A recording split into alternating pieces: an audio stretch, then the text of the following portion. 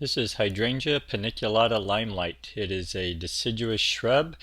Gets about 6 to 8 feet tall and wide, and has beautiful white flowers turning into a limey green or kind of a faded green you're going to see in a moment. So this is how the flower starts out. In my area, I'm in Northern California. These started blooming their best in mid-July, I would say. Quite a bit later than the other hydrangea varieties I have, the hydrangea macrophylla and arborescens. So the hydrangea paniculata, and even later than hydrangea pinky winky, which is also a variety of paniculata and in the paniculata family. So what you care about most though is what's it look like and how can I use it. So as you can see here, it has beautiful white flowers with a conical form to them. The leaves are about 2 to 3 inches long and about 1.5 inches wide. And this is the flower in late August, and you see how the color, it's hard to read but you'll get a close-up in a minute, but the color fades quite a bit from the white that you originally saw. Here we're going to get a close-up and see how this the white has faded to kind of a dull whitish green color. And that's going to be the color you have until we start to get some cold weather in the fall. Then the flowers turn to a pink shade, which I've seen happen on my hydrangea macrophylla flowers as well. As when it gets cold, if you leave those on there, they're not done. You want to make sure you leave them on there, and then in the fall you're going to get this brilliant pinkish color to the flower, which will pop against the green of the leaves. And as I said, this is a deciduous shrub, so then in winter it's going to be dormant. And these bloom on new growth. You see how the tips are where the flower is, so they bloom on terminal tips. And so what you want to do in the winter is prune these back probably 2 to 3 feet, maybe a half to a third of the entire plant.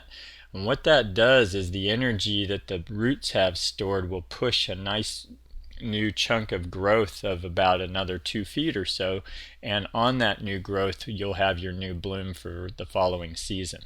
You also want to use some I recommend that you use a slow release fertilizer so in the spring, so that these have the energy to really boost this bloom and make it as good as it can be. So how I use this in design, as you can see here, I have a border that has it's behind my pool wall, so it's hanging over that wall, and then behind it I've got taller shrubs that are anywhere from 5 to 7 feet tall generally, and I'm keeping this one at about 4 to 5 feet tall. That looks best for the layering that I've got going on there. I frankly test grow a lot of stuff, so it's not always the ideal spot, but I like this as a kind of a specimen shrub. I've seen it used as a hedge. I'm not big on deciduous hedges where we are because we have a lot of nice evergreen options. So I tend to use deciduous shrubs that bloom like this as singular items because they're large enough to hold their own and be a focal point. And then that way, when they're deciduous, I've got other areas that balance it out, so I've got more green in the garden during the winter. Let's see, hydrangea family. A lot of the hydrangeas are deer resistant. I am not sure about hydrangea limelight. And let's see, this is supposed to be drought resistant once it's established. I don't have experience with that, so I can't speak to it personally. These are very hardy. They're hardy down to, I believe, about -30 Fahrenheit, so very cold hardy, can be used in much of the United States. And low maintenance. As I said, once a year during the winter you want to prune these back to encourage new growth so that they bloom a lot. And that's about it. Hydrangea paniculata limelight. Beautiful deciduous shrub, great blooms as you can see here, real striking plant, and interesting during the whole summer and into the fall, which I really love. You know, there's Hibiscus syriacus, the Rose of Sharon does that as well, but as a strategic design item, I really love that in a plant when I can get a lot of interest out of it during the summer and fall months. So recommend it for that as well. And by the way, these like full sun in most areas, I think where your humidity is good.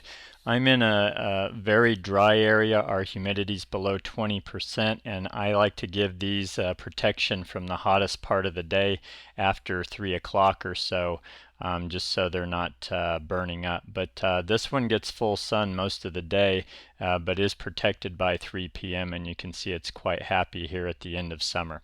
So that is Hydrangea paniculata limelight, and to follow are some nice companion plants. Enjoy.